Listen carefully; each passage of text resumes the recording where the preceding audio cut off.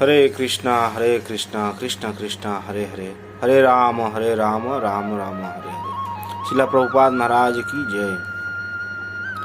तो आइए आज हम कर्म के विषय में चर्चा करेंगे, क्योंकि हम यह मनुष्य जीवन प्राप्त करके नियत कर्म हम करते हैं।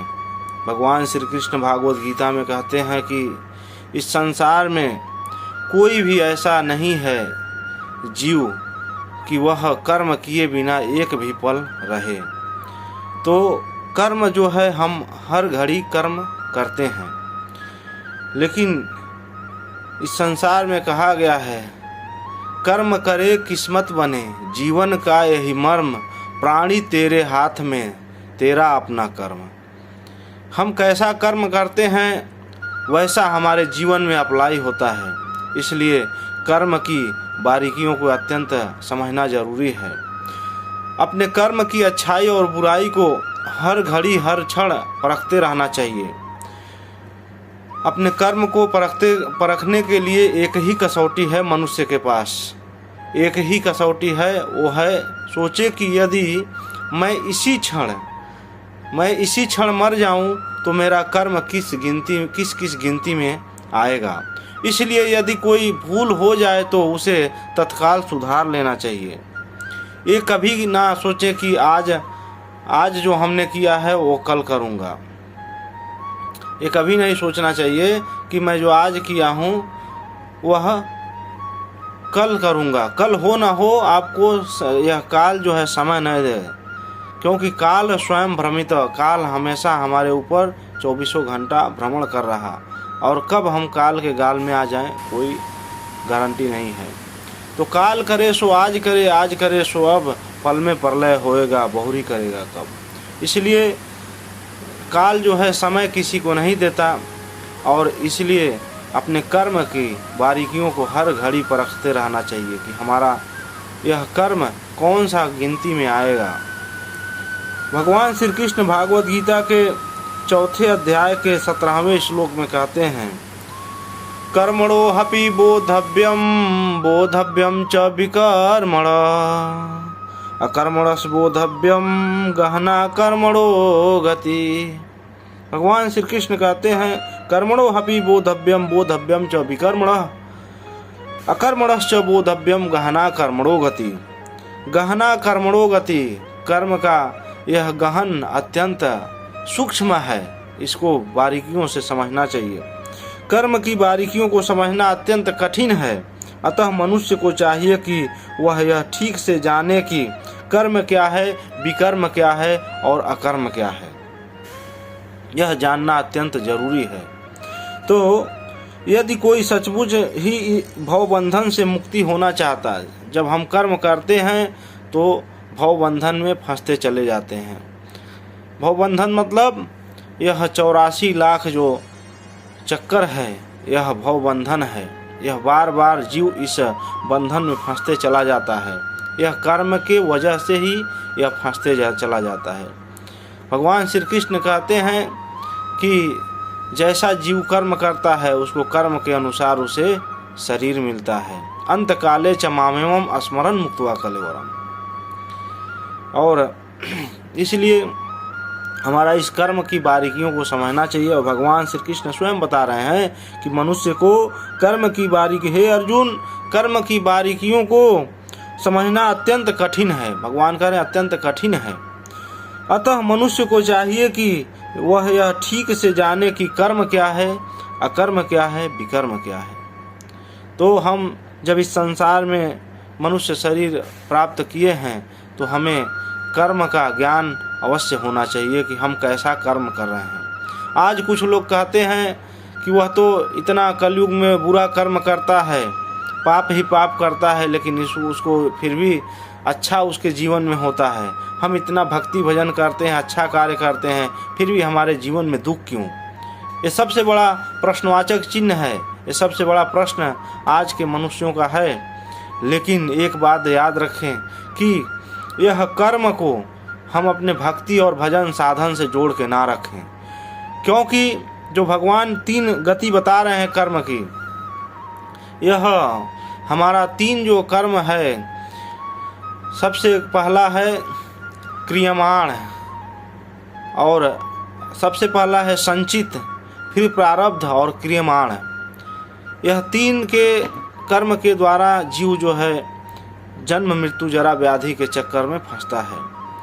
तो संचित क्या है? जितना हमें जीवन मिलता है, जो भी जीवन हमें मिलता है, उसमें हमारा जो यह कर्म है, यह पाप संचित होता। कुछ पाप करते हैं, कुछ पुण्य करते हैं, कुछ अच्छा करते हैं, कुछ बुरा करते हैं, हो ही जाता है अच्छा बुरा। तो वह सब जो है स्टोर किया जाता है। जिस तरह आप एक उदाहरण से समझ सकते हैं कि खेत में हम जाके एक बीज बोते हैं, एक बीज को बोने के बाद वह 6 महीने बाद वह 100 बीज हमें 100 दाने प्रदान करता है। एक दाना 100 दाना प्रदान करता है, एक ही दाना हम भूमि में डालते हैं। तो इसी तरह हम कोई एक कर्म करते हैं, उसका फल आज नहीं तो निश्चित कल, और वह फिर समय आने पर वह छोटा किया हुआ पाप वह बड़ा रूप में आता है। छोटा कोई पुण्य कार्य करते हैं, वो बड़ा हमें फल देता है। तो इसलिए यह संचित होता है, वह स्टोर होते जाता है संचित। तो जैसे किसान जो है एक दाना बोता है, उसे 100 दाना मिलता है, और फिर उसको फसल को काटता है और ले आके घर में रखता है, उसे संचित कहते हैं, और उसको फिर बैठ के खाता है। ठीक इसी प्रकार हमारे जीवन में जब हम कर्म करते हैं तो हमारे भगवान इसीलिए कह रहे हैं गहना कर्मणो गति। यह बहुत ही गहन है, इस विषय को अत्यंत समझना जरूरी है। तो अब कोई गलत कार्य करता है, उसे तुरंत फल नहीं मिलता है, लेकिन आज नहीं तो कल उसे अवश्य ही फल मिलना है, क्योंकि यह कर्म के बंधन से कोई छूट नहीं सकता। तो यह संचित, प्रारब्ध और क्रियमाण है। तो हमारा जो पूर्व जन्म का पूरा फल जो है वह संचित रहता है, पाप पुण्य सारा संचित रहता है। और जब हमें नया शरीर मिलता है तो नए शरीर के साथ जितना जो है जीवन जीने का काल अवधि रहता है, उसके लिए उस संचित में से कुछ हमें फल मिलता है, कुछ अच्छा फल कुछ बुरा फल, दोनों मिलके जितना दिन शरीर यापन करना रहता है भगवान वो दे के भेजते हैं।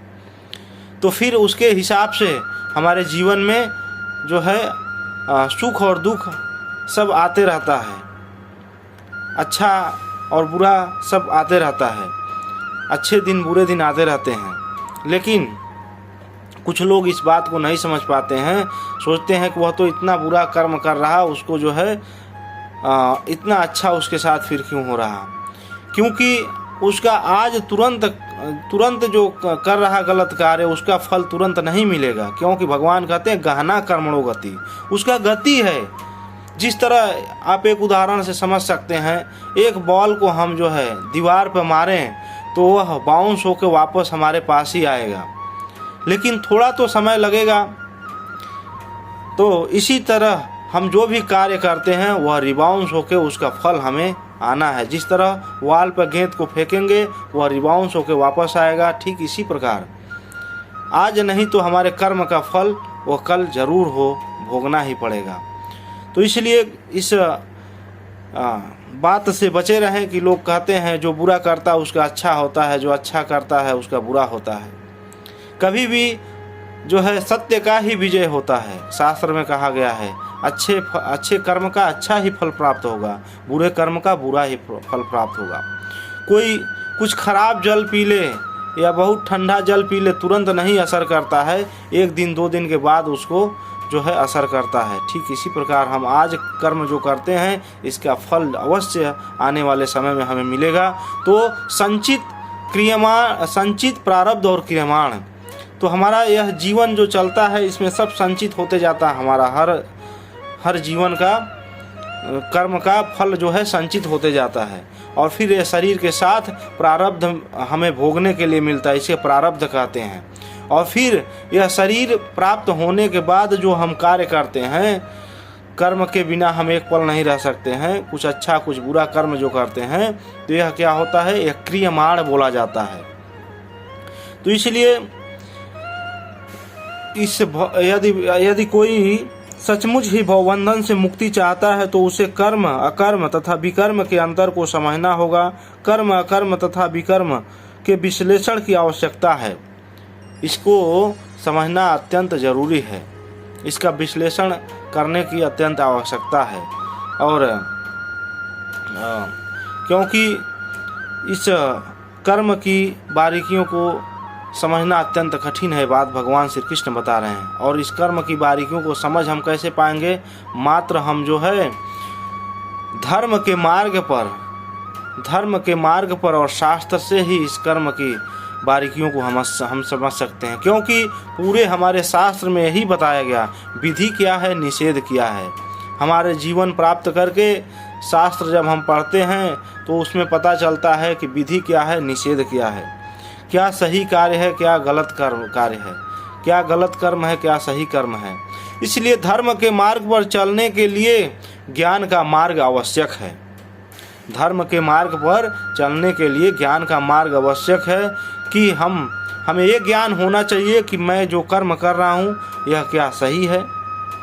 इसका ज्ञान होना चाहिए, इसका बोध होना चाहिए। यदि ज्ञान का प्रकाश न हो तो अंधकार पूर्ण मार्ग पर धर्म एक अंधे की भांति भटक सकता है। अगर ज्ञान न हो तो, ज्ञान का प्रकाश न हो तो अंधकार, हमारे जीवन में अंधकार पूर्ण मार्ग पर, धर्म पूर्ण मार्ग पर हमारा अंधकार होगा और धर्म हमारा क्या होगा, एक अंधे की भांति भटक जाएगा। इसलिए जो है हमें कर्म की बारीकियों को समझना है तो यह शास्त्र के माध्यम से, वरिष्ठ भक्तों के माध्यम से, महाजनों के माध्यम से हमें समझना हो अत्यंत ज़रूरी है। अन्यथा हम जो है नहीं समझ सकते हैं कि कर्म क्या है, अकर्म क्या है, विकर्म क्या है।